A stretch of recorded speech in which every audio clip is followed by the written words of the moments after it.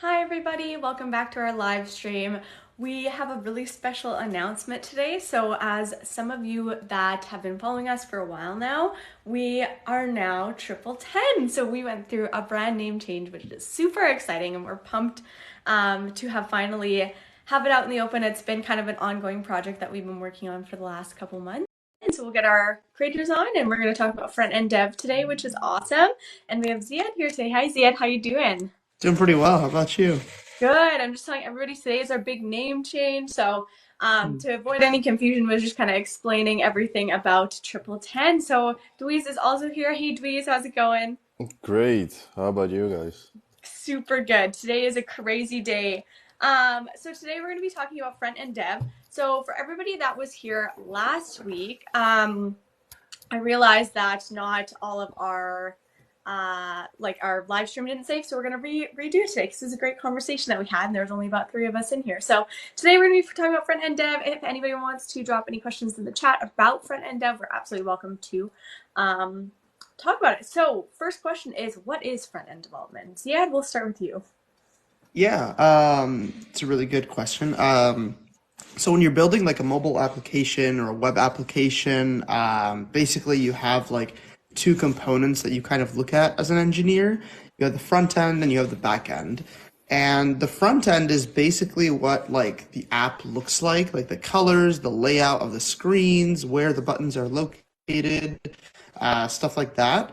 And the back end is more like what happens when you actually click any of those buttons. So, for example, like if you open the Instagram app, like the front end is like how the username and password fields look and like the color of the login button. But then when you actually press that login button, a lot of like logic starts executing in the back end to actually like log you into your account and get you the right data and stuff like that. So front end development is like, the engineers who basically work on how apps and how websites look. So they'll usually work a lot with like designers and product managers to make sure that they have the right code written to make the app look and feel really usable for the end user. Right on. I feel like that was a really great, thorough explanation. Dweez, did he miss anything that you wanted to add in? No, I think it was pretty concise. Pretty clear, pretty straightforward. That sounds great. Yeah. So what are some popular front end technologies? I'll start with Dweez, and I guess this would be like a language or any Yeah. libraries as well. Yeah, well, popular front-end technologies definitely like JavaScript technologies like JavaScript, React.js, Learn Stack, Mean Stack. These are really commonly used by companies, especially like for startups. If you are looking to get in tech, if you know like these technologies, it make it easier for yourself because they are really popular and companies are actively looking for developers that know like JavaScript stacks for like front end development. There, I believe there are some technologies that are outside of JavaScript, so you may find developers that use Java or that they may use Python.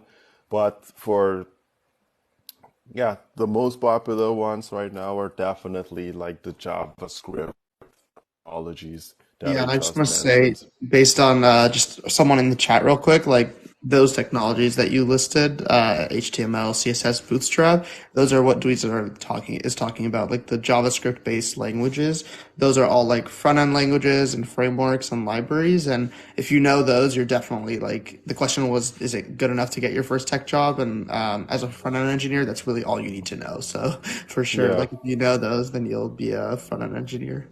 yeah, yeah. Basically, that's it. Fantastic. Ziad, I know you added on there with that question at the end, but is there anything that Dweez missed that you wanted to add into this about popular front end technologies? No, I think you covered it all. Like I think React, Angular. There's like a lot of frameworks and libraries, but I would say yeah, those are definitely the most popular ones that you should learn if you want to be a good front end engineer. Fantastic. That's a great overview. And then what are the differences between like HTML, CSS, JavaScript, and how do they work together with front end development? So I know we touched on this a little bit last time. Really keen in on like how are they different, I guess, from each other. So yeah, I'll start Yeah, with you maybe. yeah, I could talk about maybe HTML, CSS, and Dweez can cover JavaScript. Sure. So when you're building like a really basic like static website, they call it. Basically a website that doesn't have a lot of change for it. Like a really good example is like a landing page for a business, for example. Like it's going to stay the same regardless of like which user is logging into it. Usually those websites can just be built with HTML and CSS.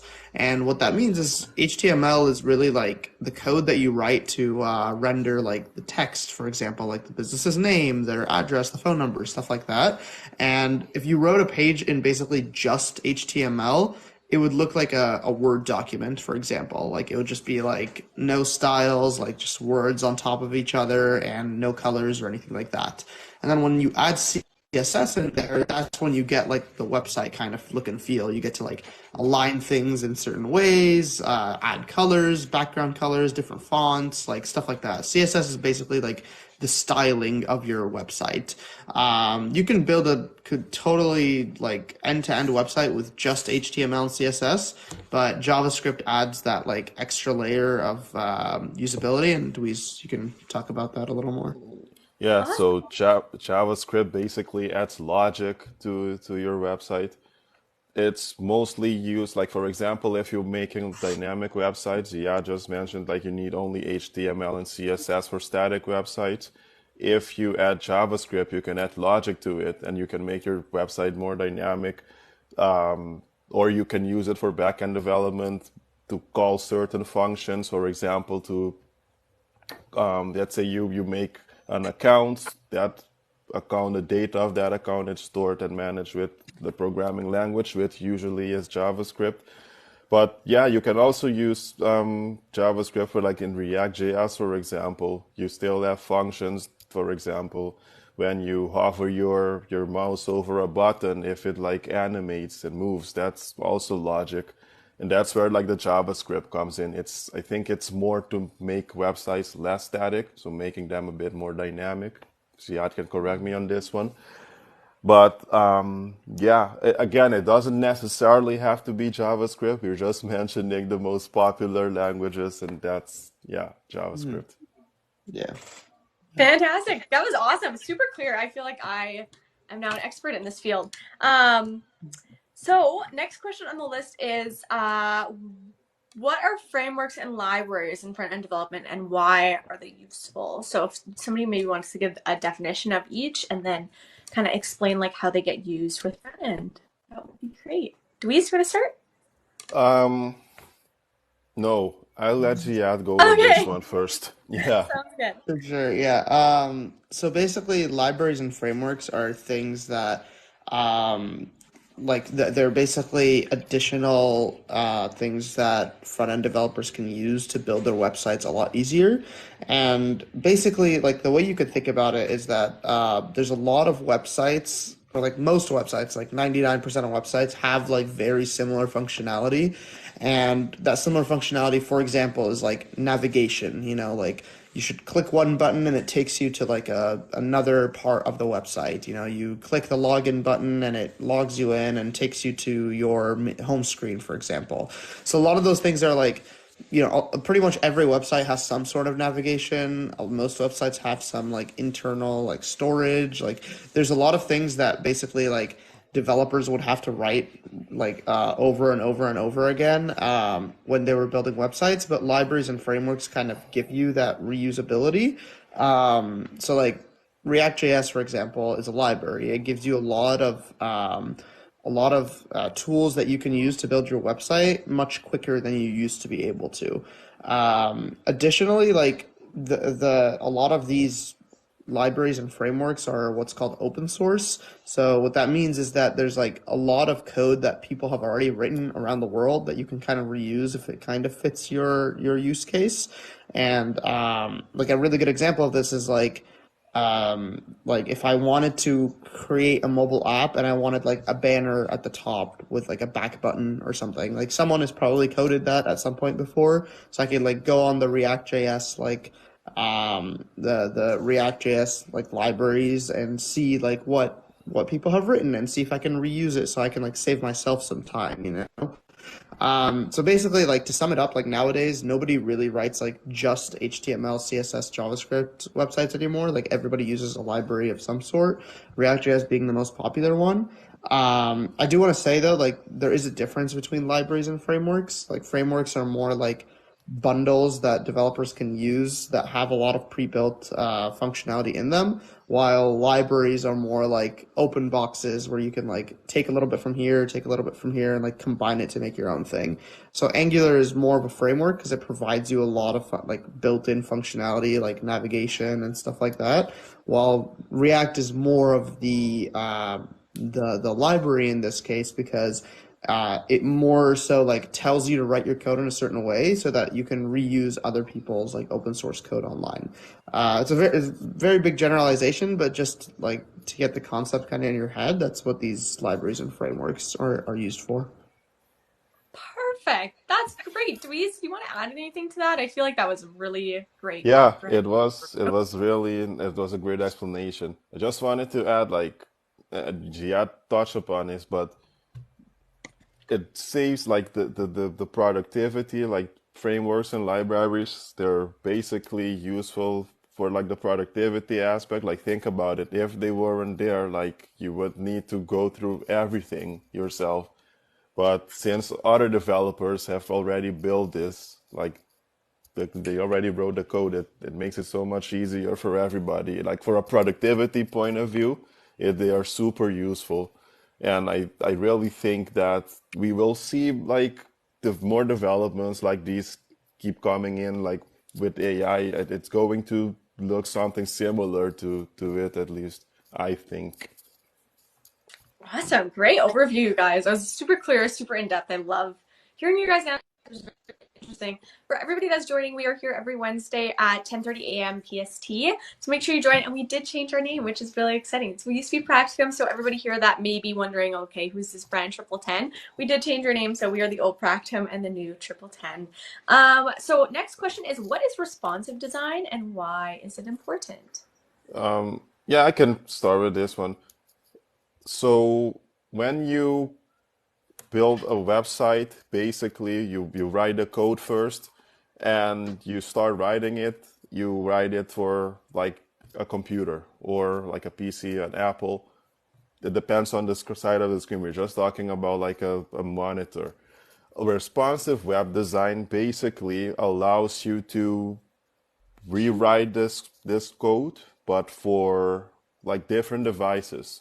For example, you have like a phone, like an Android or an iPhone, whatever you use, or like an iPad. Like the responsive web design, make sure that that same web page like changes size, format, so it's like applicable to like a wider range of devices, which is what you would like because you don't know exactly where which devices people are on. Like I may be a fanatic of your blog, but if I cannot use it on my phone, I'm just not going to read your articles, for example. So yeah, responsive web design basically take care of this issue. It makes websites accessible for multiple devices. Awesome. So yeah, anything you want to add to that? That was great, Dweez. No, that pretty much sums it up. You control this responsiveness mostly in CSS, I want to say, or if you use like a library. I think someone said Bootstrap in the comments. Like that's like it does a good amount of that for you. But yeah, like it's responsive design is one of the things that like front end developers need to be thinking about a lot when they're coding. Perfect. Great answers, team. Next question I have for you guys is, what are some common design patterns and best practices for creating effective user interfaces in front-end development? I will repeat it again because that was a long question. So what are some common design patterns and best practices for creating effective user interfaces in front-end development? Yeah, that's a tough one. Yeah, there are like some common things that common design patterns, I guess, like depending on the technologies you're writing the website or app for. Like for example, if you're writing mobile apps, that's like what I have the most experience in. There's a lot of there's just a lot of like design, like you're saying, design patterns that lots of apps use. Like a really big thing is like I mentioned this earlier, like navigation, like getting from one screen to another in a mobile app. Like there's only a handful of ways that apps really do that. It's either like a bottom banner like Instagram where you can like click the search button or the home tab or something like that. A lot of apps also use like the little hamburger icon where like it opens a drawer, for example, and you have like all your menu items over there. So there's like common things like that that you don't really want to deviate or reinvent the wheel because a lot of customers are already used to that sort of thing. Same goes for websites, really. Like if you're building websites, there's only like a handful of ways that users are used to navigating a website, and you shouldn't really try to deviate from that because then people won't really know how to use your website. So from just like a design perspective, you want to make sure that you're not surprising users, and you want to make sure that your website is as usable as possible and not really surprising to potential customers. This requires like a lot of research, and usually in big companies, I mean, like engineers are always working with designers to make sure that the users are expecting like what they're expecting from our website is what actually like exists in practice. So like for example, I was working like on a basically we were building this like no code IDE at my company, and you can imagine it's something like Canvas, for example, like a design tool, and there's a lot of things that customers are already expecting, like for example, if you press Control C or Control A like on your keyboard, Control A is like known to be like select all, for example. So like when you're building something, a product like that, like Control A doesn't just like exist like out of thin air, like so an engineer has to go and like write the code to make that happen. So making sure that like what users expect out of other applications exists in your application is a really important thing to consider when you're a front end engineer. Completely. Sorry, the reason I keep looking around is I brought my dog into my filming room today and she's like biting on everything. So I'm gonna move her, but I'm gonna pass it to Dweez while I should just know by now because I feel like this happened last time too. But Dweez, do you have anything to add to that? I feel like that's a really good example. Yeah. And Ziad, I know you were talking about last time too, like it's what's expected to on the page, like for the hamburger icon example, like if you're looking for settings, like people have specific areas that they know where the setting is going to be in. So I know that was one of the things that you touched on last time, and I thought that was a really great example. But please, I'll pass it to you, and I'll be like 2 seconds. So continue. Yeah. So yeah, I think you explained it very well, but I have one question related to like design practices. So a few years ago, yeah, a few months ago, like you keep seeing the discussion like blue or green button, like Mhm. is it something that you've talked about like as an engineer, like something that Yeah. came up with, yeah. Yeah, colors are super important. I mean, like the color itself, like what color you use, that isn't really the focus, but it's more so that it's consistent like with the rest of your website. Like for example, if you're what's a good app? Like Uber, for example. Everybody's used Uber. Uber's colors are more like black and white, like for example, like that's really their color scheme. But if you open the Uber app, you'll see that everything that's like clickable is usually black. And the thing is, like when you're, especially designers focus on this a lot. Like when they're designing a website, there's certain like elements of psychology that they're really digging into.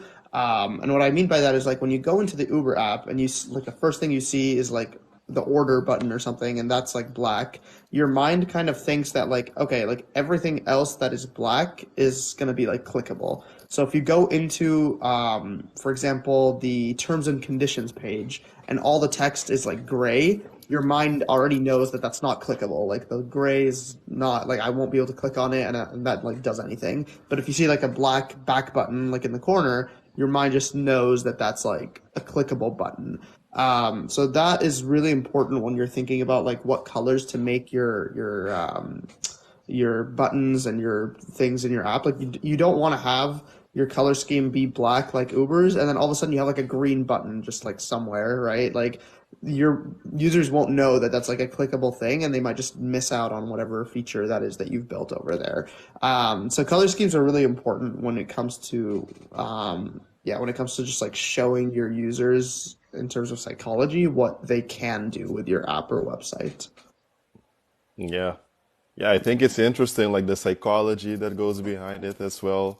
I think web development goes so much more in depth than just the code, but there's like a whole different team of people dedicated to optimization of the website and things like that. I think it's fascinating, Yeah, I really. mean, there's like analytics that go behind it. Like when you're a company as big as like Amazon, for example, and they have, like millions of shoppers on their website, for them, even getting like a 1% like increase in like orders or for example, could result in like millions or billions of dollars in additional like money from that for them. So they have people literally like adjusting fonts or colors or just like the tiniest thing as ever and like seeing whether or not whether or not like that's better for the end goal basically of like having people place orders.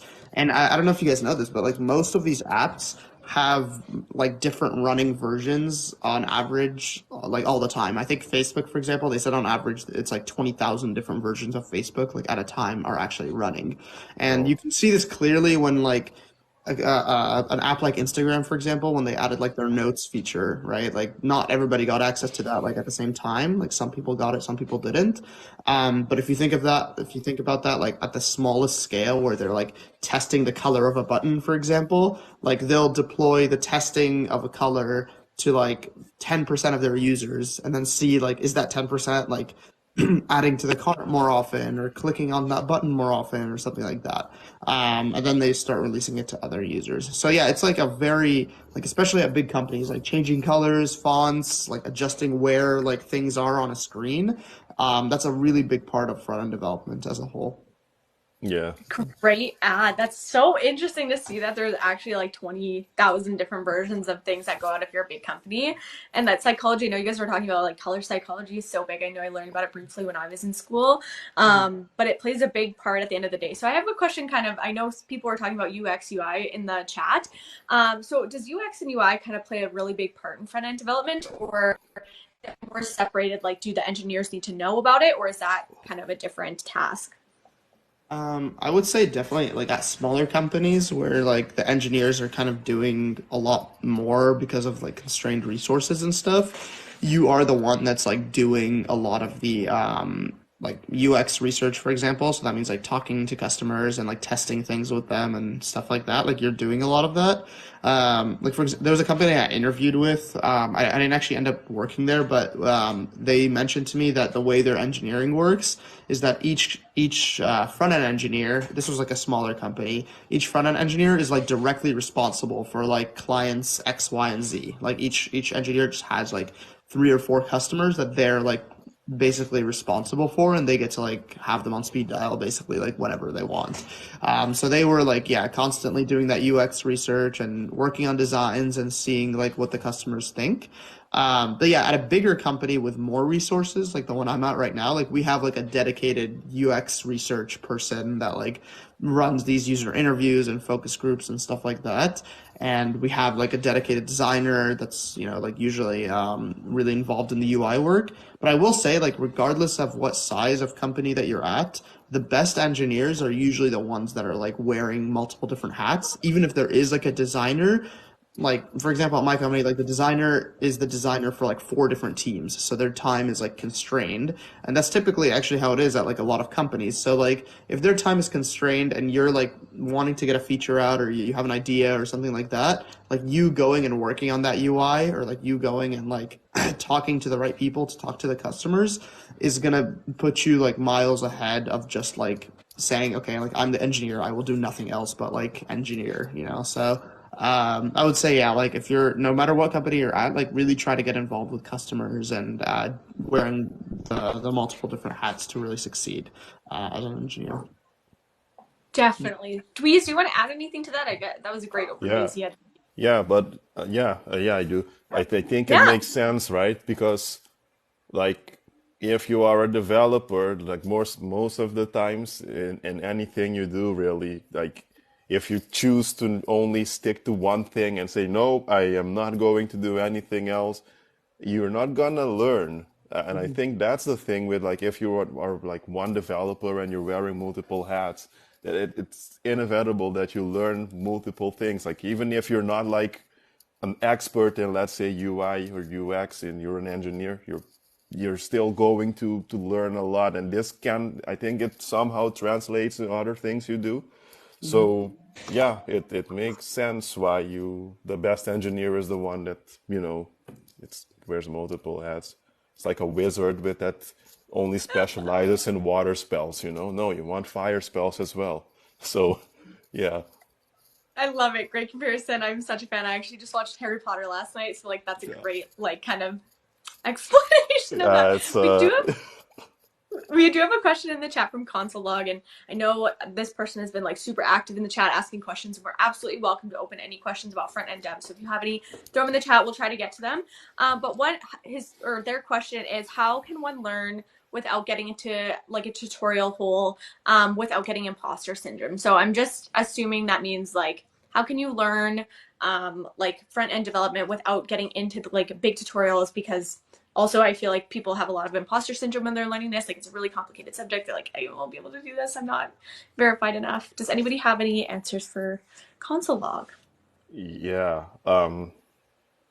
I think, yeah, tutorial hell. What is tutorial hell? Maybe you're just watching tutorials all day on YouTube, or you are, I don't know, the resources that you use explain the theory so well that you don't feel like going and writing code. I think a solution for that is really simple, but if you have a structured path already laid for you, like it says, okay, today you're going to learn like, I don't know, logic, and after you learn, you're going to do a specific exercise about this concept, this topic.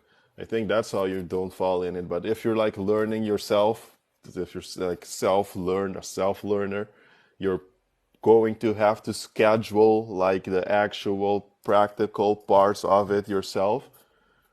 If you are not doing that, or if you are still having troubles figuring out the best way to do that, I would suggest you go to a coding boot camp where the path is already laid down for you. Then all you have to do is show up and learn. But if you are still doing it in your own route, you should implement the practicalities of it in the during for your learning process. Great answer. Zia, do you want to touch on maybe imposter syndrome a little bit and how you overcome it? Doesn't have to be in the tutorial example, but just in general. Yeah, I think honestly, imposter syndrome is one of those things that you have to realize you're kind of always gonna have. It doesn't really like go away. It's more of like dealing with it and understanding that it's gonna be there and understanding that you don't know everything. Like for example, I remember when I first started working, like previous to that, like in college and stuff, it was I was just like the front end guy. Like I built websites as side projects and apps in college and stuff like that. So like even people I'd work with were like who are professors or something would be like, "Oh, you're like such a great front end developer," and that gave me like a kind of an ego kind of sense for a little while. But then I remember when I started working and like I saw these guys that were just insanely good and like 10 times better than I was at front end development and mobile app development, and it's like in that situation you could be like, oh, like I actually know nothing, like or you could start to have more of like the imposter syndrome and start to like push back and like feel bad about yourself basically for not knowing a lot. But that's the thing, like that you realize that no matter actually like how deep you do get into something, like even after I learned from those guys like that were way better than me at front end development, I like there was other people that were still like better than me at front end development. There was like higher people that had just had more experience or they had worked on different problems or something like that. And that's honestly like it's kind of a bittersweet thing about tech that you're never really gonna know like everything. It's just impossible. There's too much. And but at the same time it's just like there's always things to learn. No matter how high up you are, like how much experience you have.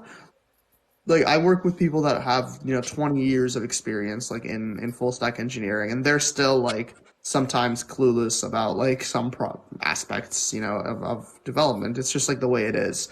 So kind of like accepting that you're never going to know everything, I think, and that you are going to be an imposter in a lot of situations, is I would say the number one thing. And that's like tech is really one of the only industries that's true in. Like you can't master it all. You kind of just like keep learning.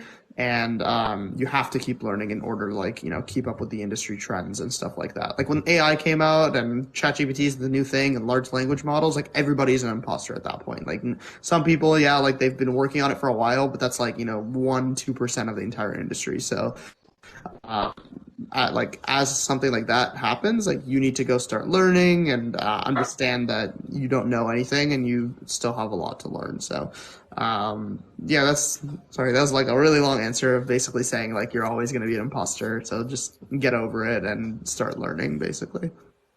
Completely. That was a great answer. I feel like that's honestly like really helpful advice for everybody because I feel like everybody experiences it, even like C-level, C-suite people, like everybody does. I did want to give a quick shout out to Ziad because he officially, technically you did graduate last year, but he had his grad ceremony recently. So I just wanted to give big kudos to him because I know that's really exciting. That's huge milestones. So Yeah. Yeah. congratulations on that. I saw the Um, pictures. It looked like you were having fun. Like I saw you taking the picture. I was like, whoa, that was so cool. Yeah. I appreciate it, guys. Yeah, the states definitely do it big and proud. It's super exciting. So we have a question in the chat. This person says that they don't have a creative bone in their body. Can they still pursue front end work? Dweez, do you want to Yeah. jump into this? So what I discovered with creativeness is something you develop as you create. Like you're never gonna start doing anything creatively and you're gonna be good at it right off the bat. Some people may be like geniuses. I'm pretty sure you have friends that were like great at drawing in high school or whatever, or they were great at playing an instrument. It's the same thing with software development. Like some people have a natural affinity towards it, but just because you're not like great at it straight off the bat doesn't mean you can't develop your creativity. Because what happens is as you build websites or yeah, you're just developing, you eventually like find your own style of doing things, your own flow of doing things, and you develop your creativity. So if you say, ah, no, I'm not creative at all, do not worry about it. You will develop it. It's just a matter of doing what you do consistently. It's like you have to be doing it every day. Well, not every day, I mean 1 hour a day. No, like maybe 30 minutes or even 5 minutes. Just make sure you do a little bit every day. And I think you will develop your creativity. Like you will be building websites and you won't believe it's you. That's just how these things go. It's a learning process and you need to stick to it till you get comfortable with it. Yeah. Completely.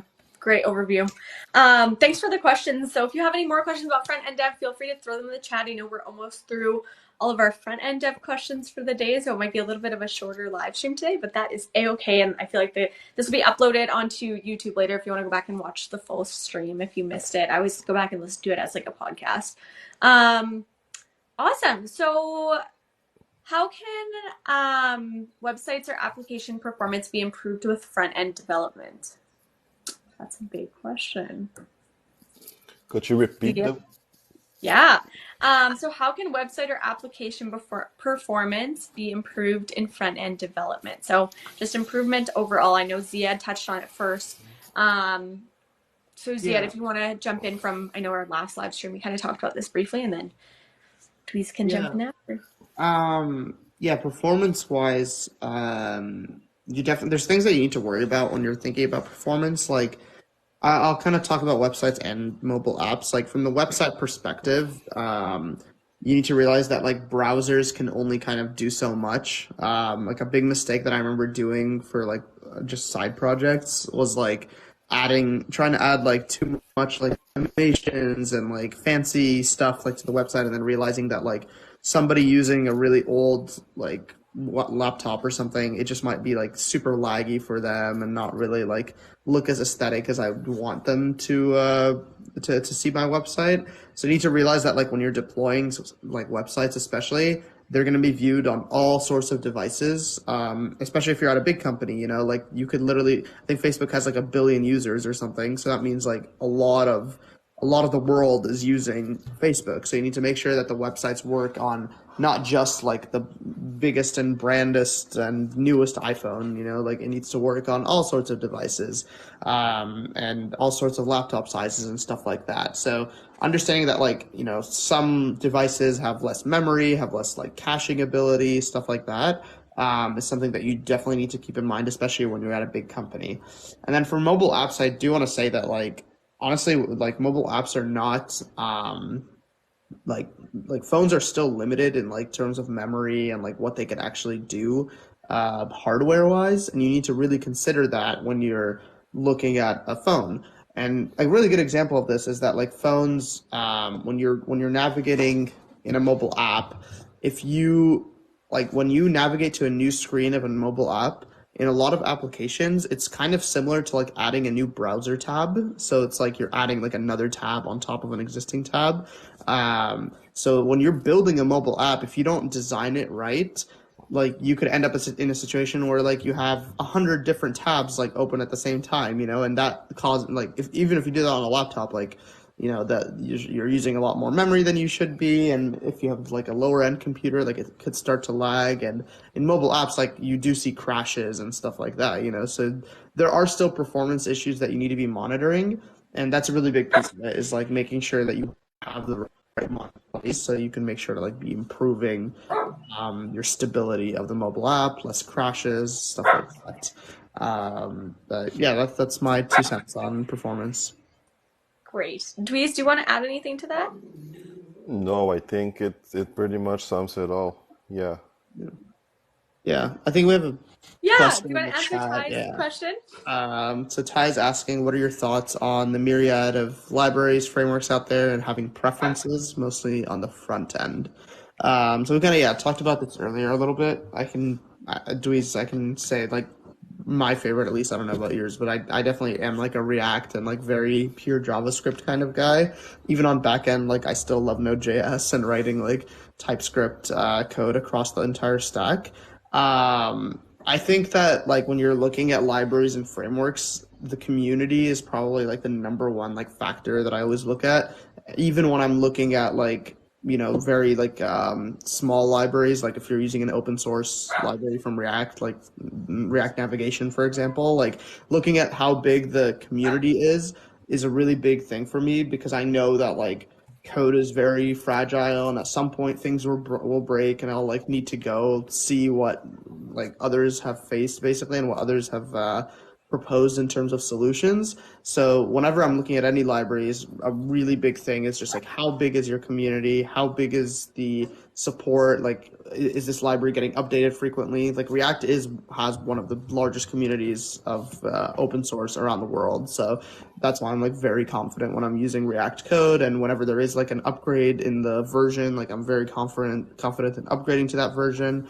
And yeah, that's pretty much it. And I love TypeScript in general, so that's that's my reasoning as well for going to Node.js. It's a language that's been around for like 2 or 3 decades. It's like no reason to go another route for me. What about Completely. you?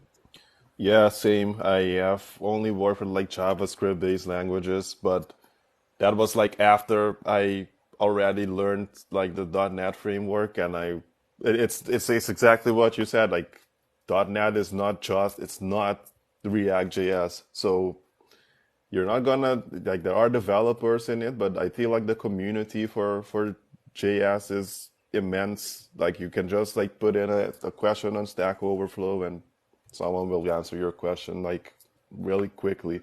So yeah, it should be like look into like how big is the community and you just make life easier. It saves a lot of time. Totally, completely. Great.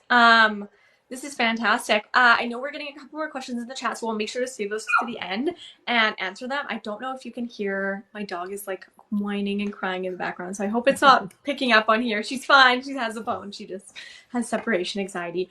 So I'll answer a couple more questions in the from us, and then I'll answer the last ones in the chat, and then we'll be good to go.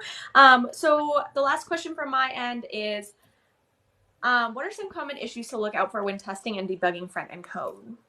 Hmm. Yeah, it's a good one. testing front end code has always been like one of those things that it's a hot topic because in like as a back end developer, like testing is very straightforward, and usually your endpoints and stuff like that are very like logic and results driven. So it's really easy to say like, a function that's supposed to add two numbers, I can write a test for it that, says 1 + 1 should equal 2. Like, so it's like really straightforward testing. But when it comes to front end development, since front end development is more about how apps look and how they feel and like whether they're usable, like writing tests is a little bit more subjective, I guess. And I'll just mention like two of the different testing methodologies that I've kind of worked with. An internship that I worked at, and this was like a more startup kind of vibe. They used screenshot testing basically for their front end, and what that means is like every time someone wrote a new piece of front end code, a bunch of these tests executed to make sure that like screen A looks like the screenshot that we took of screen A, that like this is how it's supposed to look like basically, and like all the buttons are still in the right place, and all the all the text inputs are still there and stuff like that. So that's like screenshot testing. I think that's like the minimum that usually companies do, because that doesn't actually like test like the logic behind front end code. It just tests like that things look the way they're supposed to, and obviously it'll tell you when they're not. But the more in-depth front-end code or front-end testing is really like when you start testing the flow of certain things. Like for example, if we still take like the Instagram example, a front-end test might look like, like go into the app, type in a username, type in a password, and when you press login, if the password is wrong, you should get like a pop-up that says like incorrect password or something, right? And that would be an example of a front-end test, is that it really tries to like execute these edge cases and make sure that like the right components are being rendered when they're supposed to be.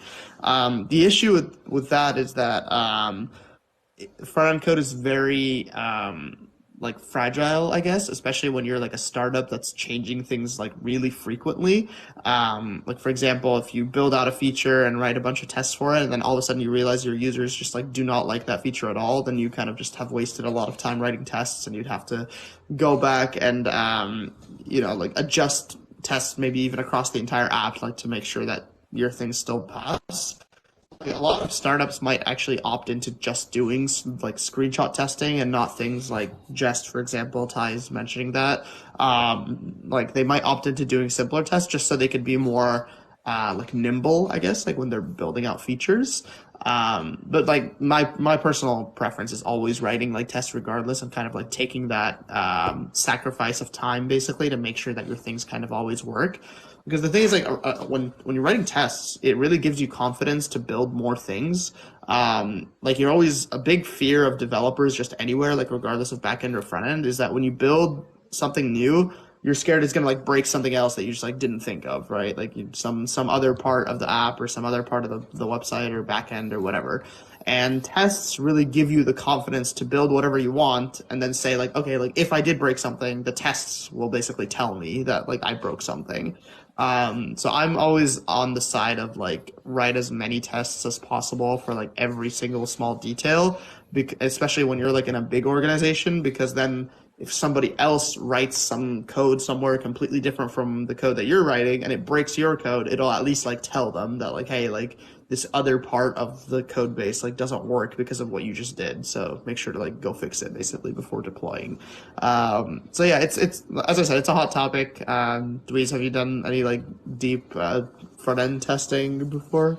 No, I haven't, but I think what you said is so true. Like you're just writing code and you're not testing it. At the end, you're just paranoid because you hit the run button and you hope nothing goes wrong, and then you find out something went wrong and you need to go solve that issue. Well, it could have been prevented if you were running tests. So yeah, it's Yeah. a necessity. Yeah. These Yeah. are like one of those front-end practices, right? Like test Yeah. run. Yeah.